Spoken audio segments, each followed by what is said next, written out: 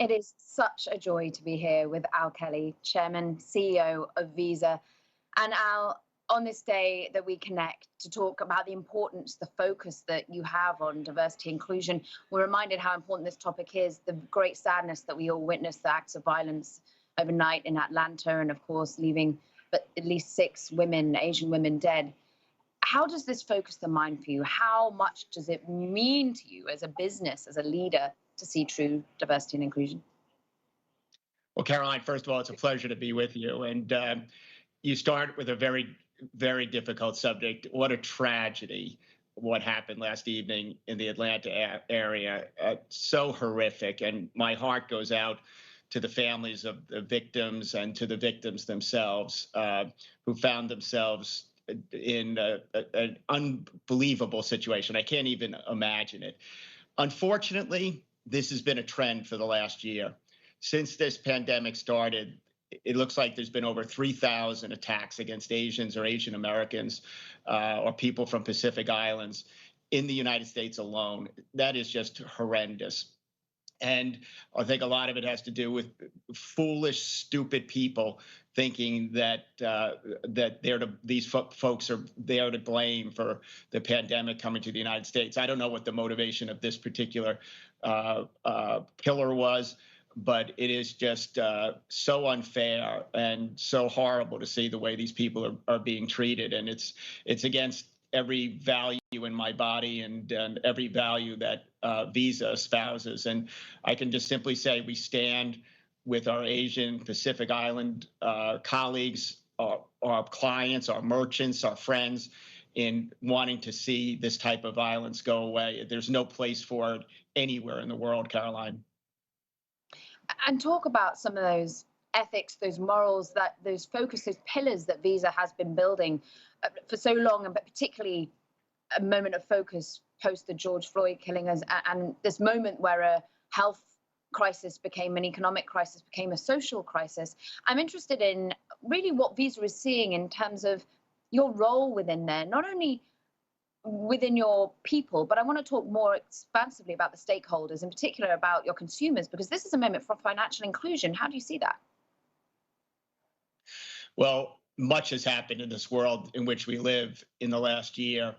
And I am one who hopes that what we saw last year in terms of the uprising against the social injustice and the racism in the United States as well as in other countries, perhaps, and I hope, has reached an inflection point where after 400 years of persecution and racism and injustice, that people of color, particularly our Black and African American fellow human beings, start to get treated with the equality that they deserved and deserved centuries ago.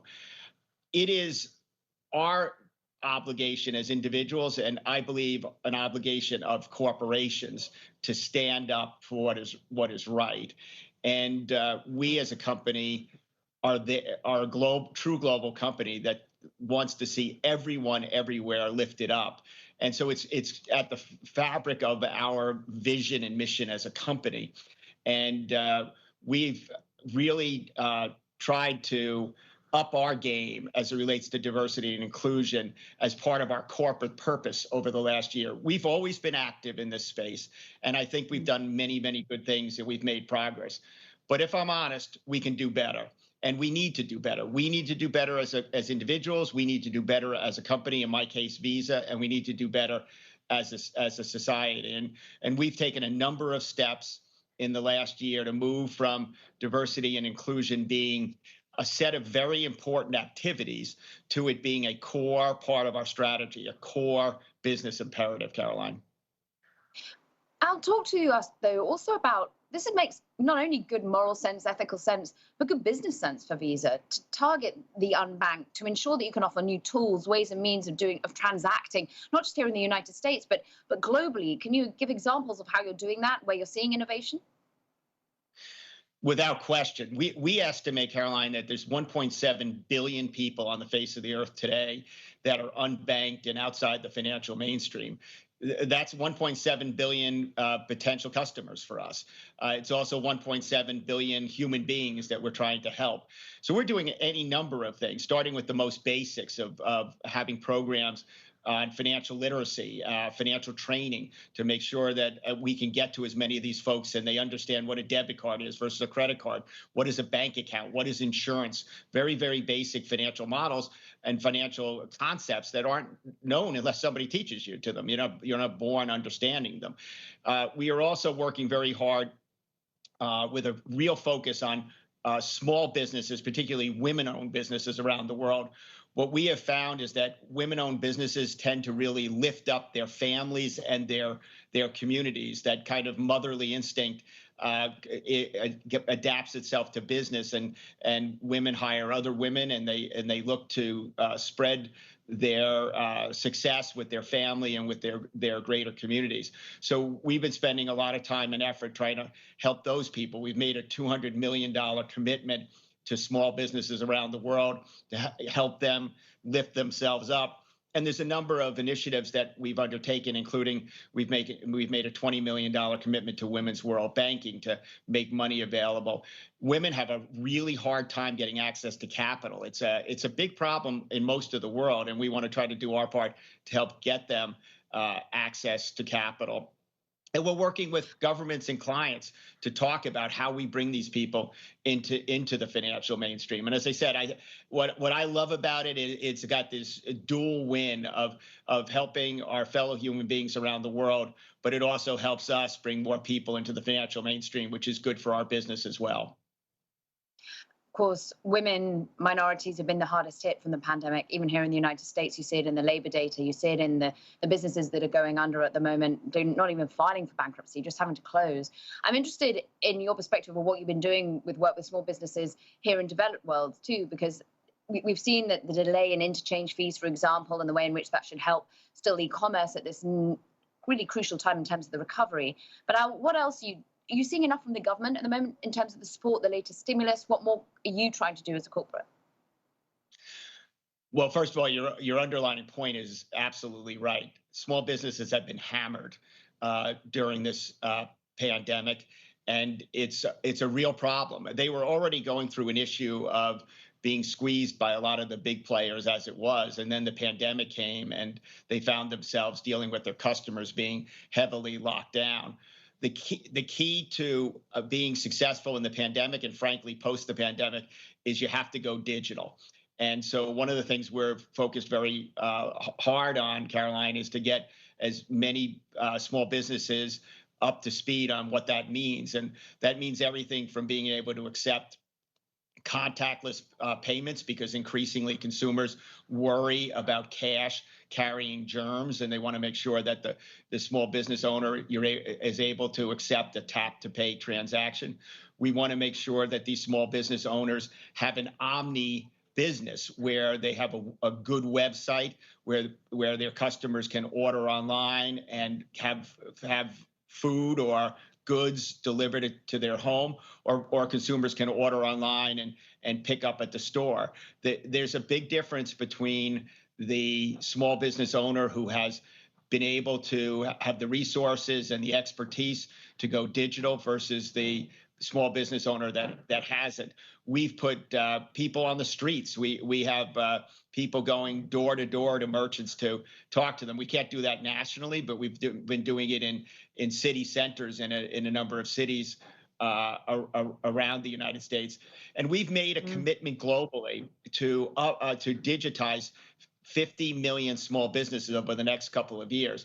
And again, it's critical that these folks go digital so that they're able to compete with the medium-sized and larger competitors that they find themselves up against every day. Are you optimistic right here, right now, Al, as we see the stimulus unfold in the United States, around the world? Are you feeling that your consumers, the businesses that you serve, are coming out the other side? I am optimistic. Very optimistic, but I do balance that. We must be careful. We're not past this pandemic yet. I sit on the board of one of the big medical centers in New York City, and yesterday we had 750 or 760 inpatient COVID patients, and many of them quite sick, many of them in intensive care. We've seen Brazil and Italy go the wrong way in terms of coronavirus cases. We've seen these variants.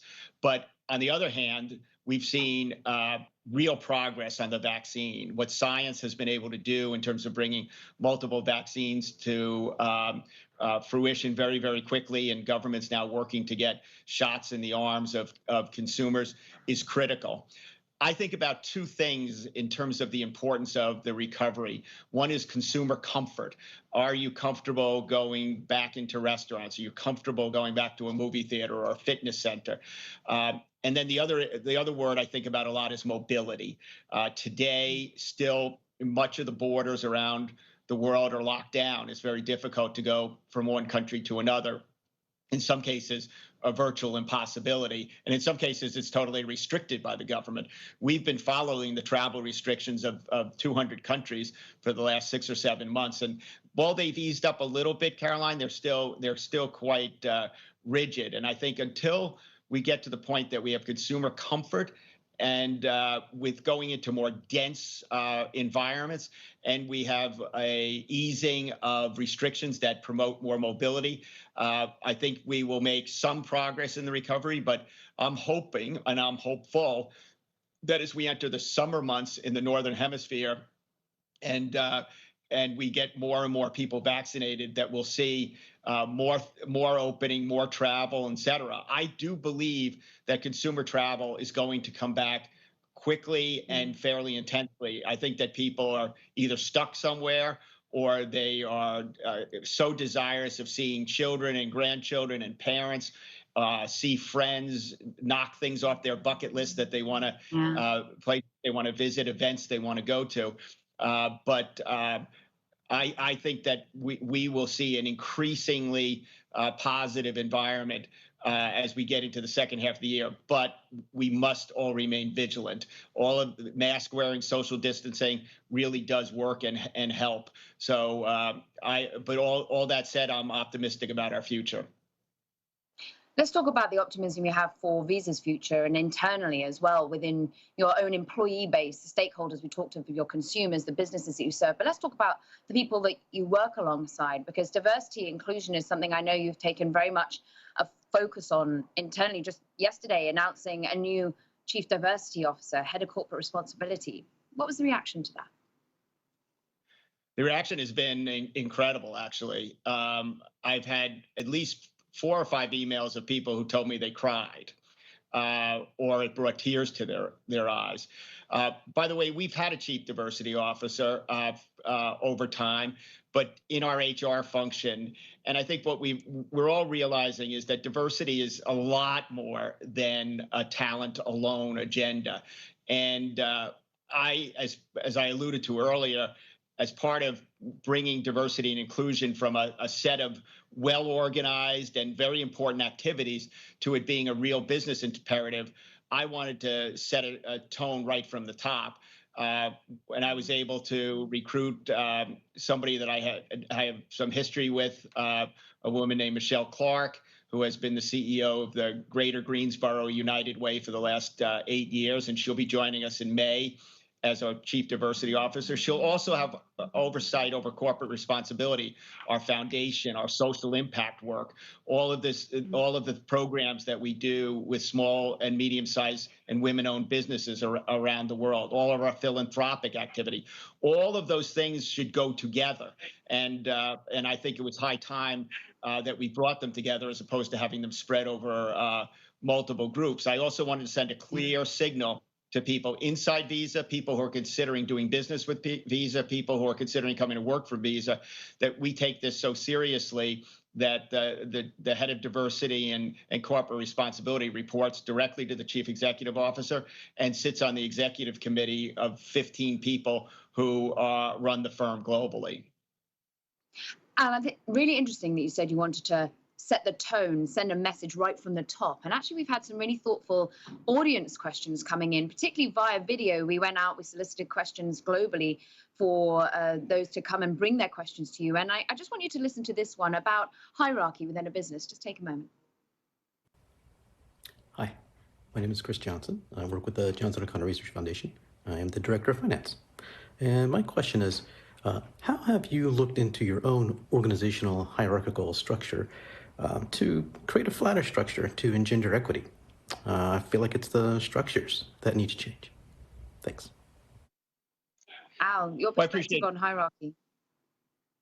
I don't know that hierarchy by itself is an enabler to growing representation. We've actually set very specific goals. We have set a goal to increase the number of vice presidents and above in the United States by 30% in the next 3 years, and we've set a goal to increase the number of underrepresented minorities by 50% overall in the next 5 years. Those are very bold goals. And I think that they have energized our organization. We talk about them all the time. We've been very public about them. We're not hiding behind them so that people understand that we're taking them very seriously.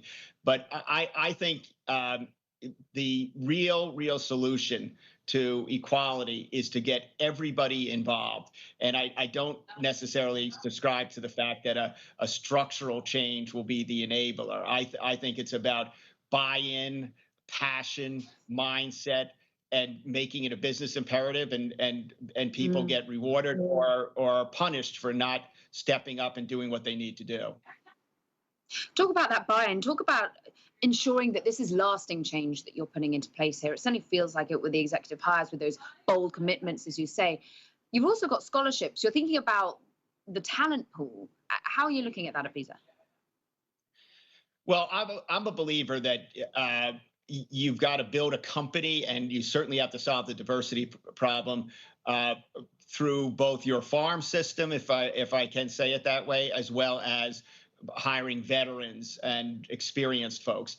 And, plain and simple, I want to see more underrepresented minorities who are 21, 22, 23-year-old college graduates coming in who we can help shape and train and help build their careers at Visa.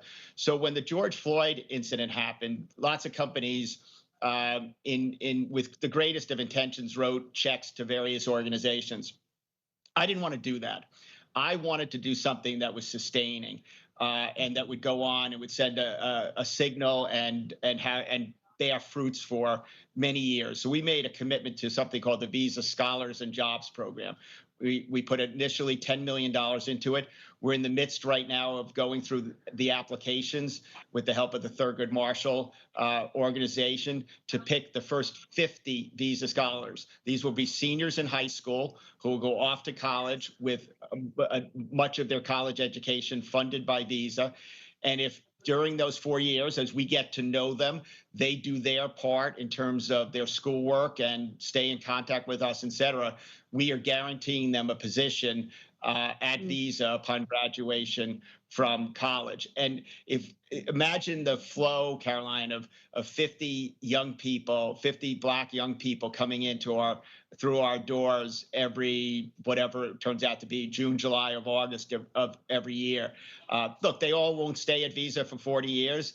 I'm not that crazy to think that's the case, but if we can help formulate the early days of their career and teach them things and have a good percentage of them stay with us and grow up through the organization, it's one of the, I think, powerful ways to grow representation over time. And it also sends a clear signal to our employee base and, again, our customer base, our investor base, that it's yet another long-term commitment we're making, as opposed to doing something that's kind of the activity of the moment.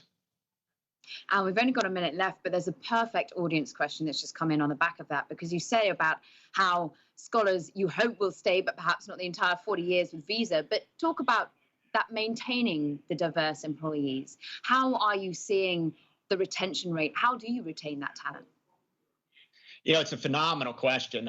I wasn't sure the answer to that. And what I discovered as I looked much more closely at the data in the last year, we are actually doing a pretty good job of acquisition and not such a good job on retention.